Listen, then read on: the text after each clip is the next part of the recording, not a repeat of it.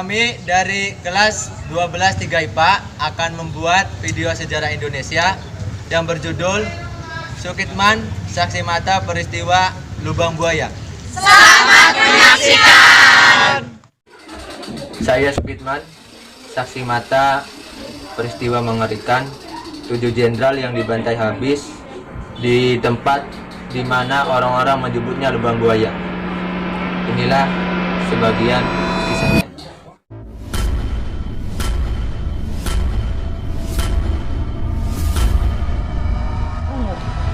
Waktu itu polisi naik sepeda. Biasanya untuk melakukan patroli, kadang-kadang kita hanya berjalan kaki saja. Dikarenakan radius yang harus kita kuasai itu kurang lebih 200 meter. Tiba-tiba ia dikejutkan oleh bunyi rentetan tembakan yang rasanya tidak jauh dari posnya. Karena tembakan itu berasal dari bawah dan dekat situ ada gedung mabak yang tinggi. Suara tembakan itu memantul. Rasa tanggung jawab membuat Sukitman bergegas mengendarai sepedanya dengan cara melawan arah mencari sumber tembakan itu. Sementara rekannya tetap melakukan tugas jaga.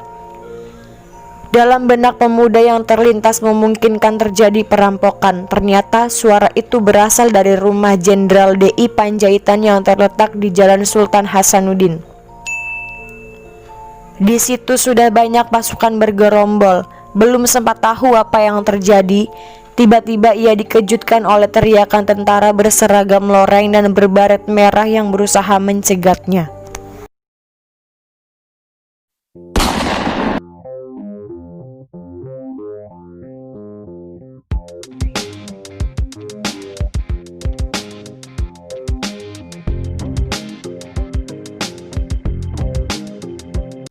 Angkat tangan.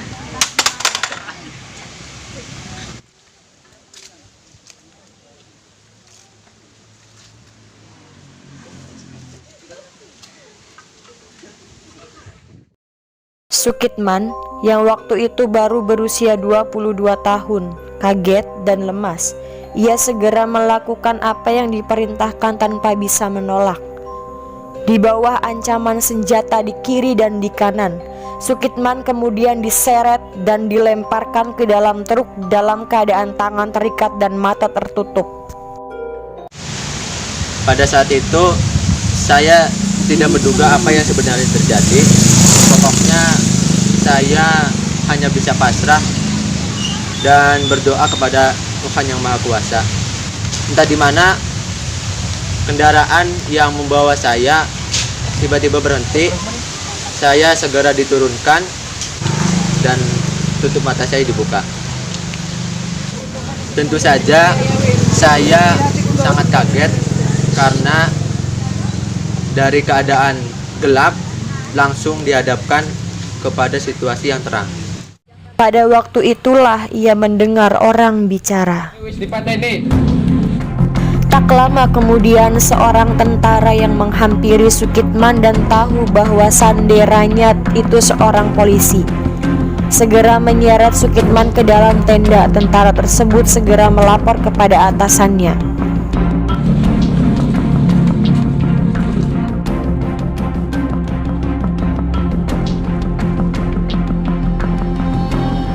Pengawal Jenderal Panjaitan sudah ditawan. Sudah.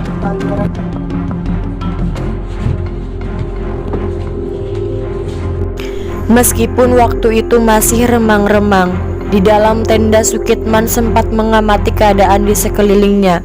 Ia melihat orang yang terlentang mandi darah, ada juga yang duduk di kursi sambil bersimpah darah segar. Seseorang memerintahkan si tentara tadi, yang kemudian diketahui namanya Letudul Arif, agar Sukitman ditawan di depan rumah begitu hari terang. Dari jarak sekitar 10 meter Sukitman bisa melihat dengan jelas sekelompok orang yang mengerumuni sebuah sumur sambil berteriak. Ke dalam sumur itu dimasukkan tubuh manusia, entah dari mana, yang langsung disusul oleh berondongan peluru. Sukitman sempat melihat seorang tawanan dalam keadaan masih hidup dengan pangkat bintang 2 di pundaknya, mampir sejenak di tempat ditawan. Setelah tutup matanya dibuka dan ikatannya dibebaskan, di bawah todongan senjata Sandra itu dipaksa untuk menandatangani sesuatu. Tapi kelihatannya ia menolak dan memberontak. Orang itu diikat kembali, matanya ditutup lagi. Tanda tangan ini. Dengan perasaan tak karuan, Sukitman menyaksikan kekejaman demi kekejaman berlangsung di depan matanya. Sampai ketika orang-orang buas itu mengangkuti sampah untuk menutupi sumur tempat memendam para korbannya. Dengan cara itu diharapkan perbuatan kejam mereka sulit dilacak. Di atas sumur itu kemudian ditancapkan pohon pisang.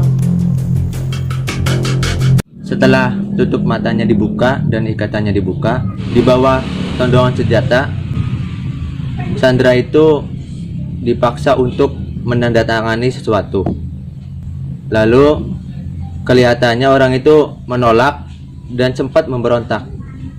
Akhirnya orang itu diikat kembali, lalu dilemparkan ke dalam sumur yang di dalamnya itu ada orang yang haus darah. Dan itu dalam posisi kepala berada di bawah.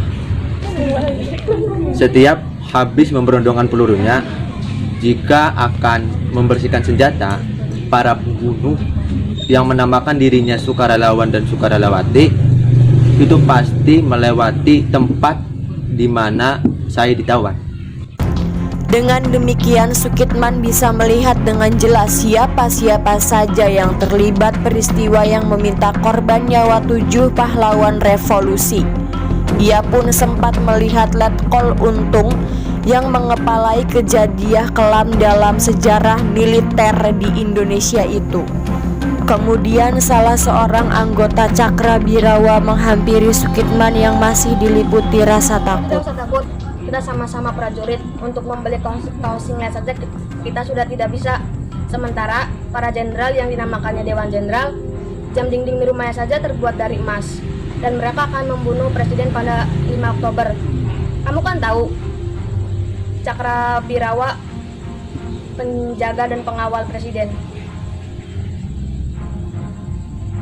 Waktu itulah Sukitman baru merasa agak tenang meskipun ia masih tetap diawasi. Ternyata anggota Cakra itu sudah didrill karena langsung berada di bawah komando Letkol Untung. Sekitar 1-2 jam kemudian melalui radio disiarkan, siapa yang mendukung gerakan G30S itu akan dinaikkan pangkatnya 1 tingkat untuk prajurit, sementara yang aktif akan memperoleh kenaikan 2 tingkat. Mendengar pengumuman itu, semua yang merasa terlibat bersalam-salaman karena merasa gerakan mereka sukses.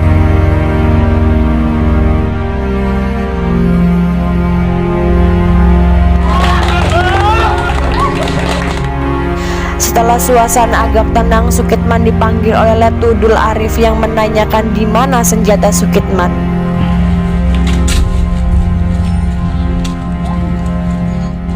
Mana senjata? Sudah diambil prajurit.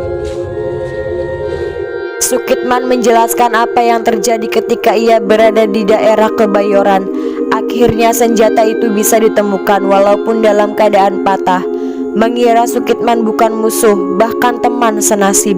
Jumat sore itu Sukitman diajak menuju Halim bersama iring-iringan pasukan. Sampai di gedung Penas daerah Bipas, sekarang Jalan Jenderal Ahmad Yani, pasukan itu diturunkan di lapangan. Sementara Sukitman masih bersama Dul Arif.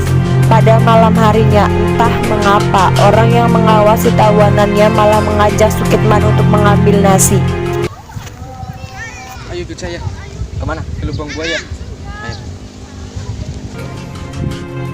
Pada waktu itulah saya baru tahu bahwa yang dikatakan Ganyang Kabir itu para jenderal, ungkap Sukitman. Jalan yang diambil melewati Cililitan, Keramat Jati, Pasar Hek bukan sesuatu yang asing bagi Sukitman. Karena dulu ia pernah mengikuti latihan di daerah itu. Keadaan masyarakat masih tenang karena belum menyadari apa yang terjadi. Saat itu waktu sudah menunjukkan pukul 23.00. Manusia-manusia haus darah itu masih diliputi suasana kemenangan. Selesai mengambil nasi, mereka segera kembali ke gedung Penas untuk membagikannya kepada para pasukan. Ketika saya menuju ke gedung Penas, itu saya sempat turun untuk membeli rokok. Namun saya pikir mendingan saya terus pulang saja.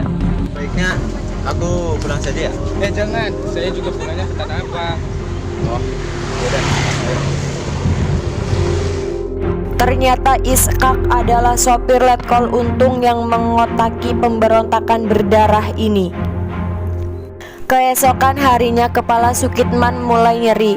Badannya pun terasa sangat letih. Ia akhirnya berbaring di bawah truk. Walau sempat beberapa kali mendengar tembakan, ia tetap saja tertidur pulas. Sampai ketika terbangun di sore hari, ia mendapati dirinya sendirian di lokasi kejadian. Tak ada lagi pasukan di lokasi tersebut. Dan Sukitman segera melarikan diri untuk melapor ke markas Resimen Para Komando Angkatan Darat atau biasa disingkat RPKAD.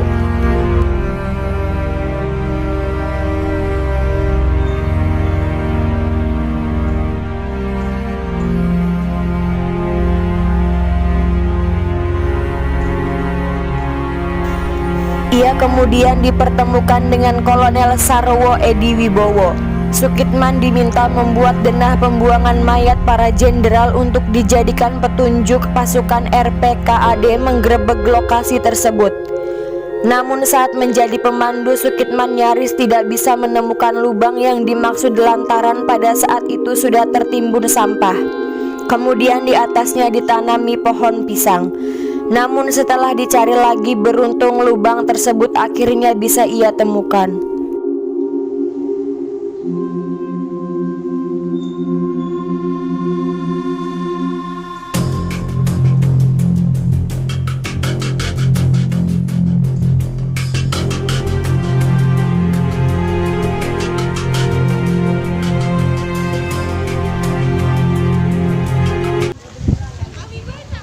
Lapor, 7 jenderal sudah dibunuh. Gambarkan jenazahnya.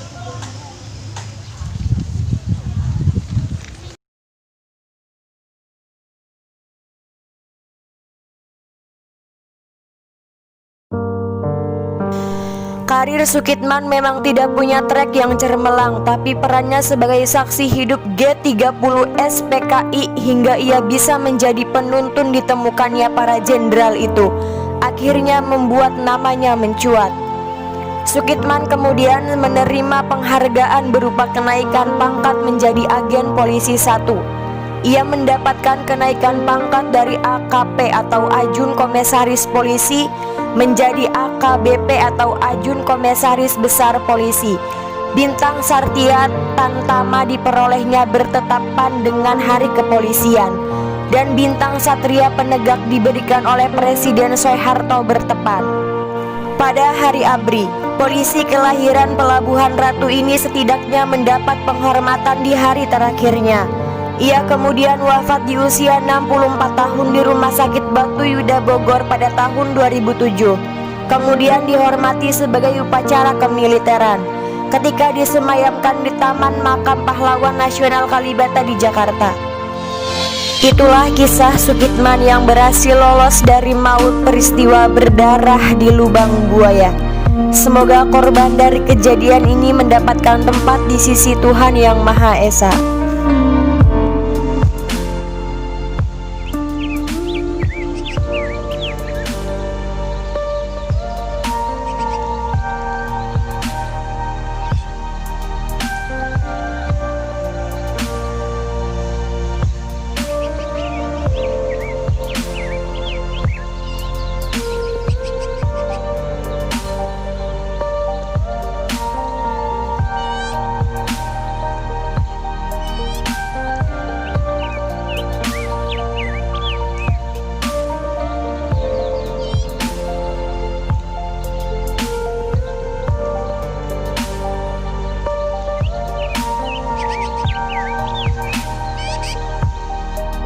Terima kasih telah menyaksikan. Jangan